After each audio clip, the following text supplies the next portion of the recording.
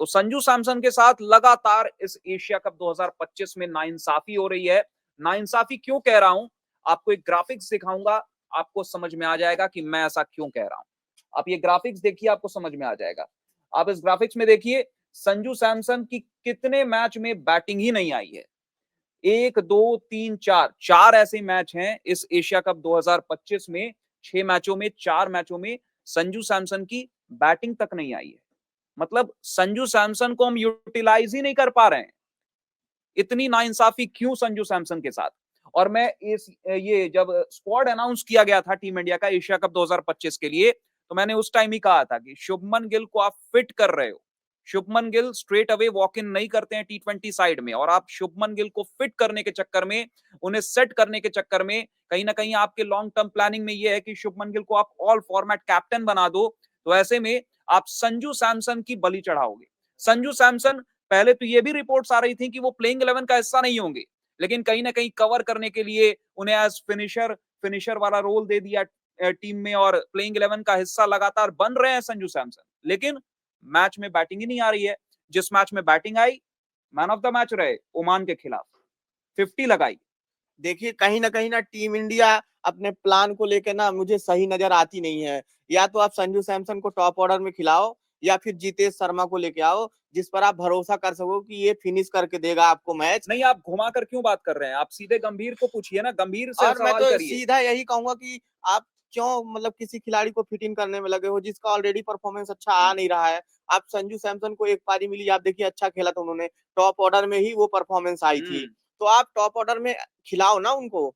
आप क्यों किसी दूसरे खिलाड़ी के चक्कर में जो है तो अच्छे खिलाड़ी को बेस्ट कर रहे हो। या तो आप फिर संजू सैमसन को खिलाओ ही मत, आप फिर जितेश शर्मा को खिलाओ, हम्म। क्योंकि जितेश शर्मा बेहतर फिनिशर हैं। आप जबरदस्ती, मतलब संजू आप सैमसन मतलब सबको पता मेरा, है। अगर आप ऐसा काम कर रहे हो ना कि एक हम्म। गेंदबाज को आप बल्लेबाज बनाना चाह रहे और हो। आज अनुराग मौका था कि आप शिवम दुबे की जगह संजू सैमसन को नंबर 3 पर भेज सकते थे। 9 ओवर घटे थे उस टाइम पे, 9 ओवर ही हुए थे, और संजू सैमसन के लिए एकदम टेलर मेड सिचुएशन था। मतलब टॉप ऑर्डर बैट्समैन है संजू सैमसन, 3 नंबर तक चल जाएगा मामला। क्योंकि राजस्थान रॉयल्स के लिए भी इस सीजन वैभव सूर्यवंशी ओपन कर रहे थे, तो संजू सैमसन जिस मैच में खेलते थे नंबर 3 पर खेलते थे। तो 3 नंबर तक तो चल जाएगा, क्योंकि टॉप ऑर्डर बैट्समैन है, तो 3 नंबर तक बहुत ज्यादा देर नहीं होती है। लेकिन टी20 फॉर्मेट में आप बोलोगे एक टॉप ऑर्डर बैट्समैन को कि तुम फिनिशर का रोल निभाओ, तो ये कहां से जायज है? देखिए बात ऐसी है ना कि संजू सैमसन इतना मतलब कमजोर बैट्समैन भी नहीं है कि आप अक्षर पटेल को पहले भेज दो और संजू सैमसन आए ही ना बैटिंग के लिए। हम्म। फिर तो आप खिलाओ ही मत। मैं तो ये कह रहा हूँ कि जितेश शर्मा को ही खिला लो, आपने क्योंकि शिवम दुबे को उतार दिया यार, नंबर बिल्कुल। 3 पर आपने शिवम दुबे को क्या सोचकर उतारा? और शिवम दुबे भी ना लगातार फ्लॉप ही हो रहे हैं।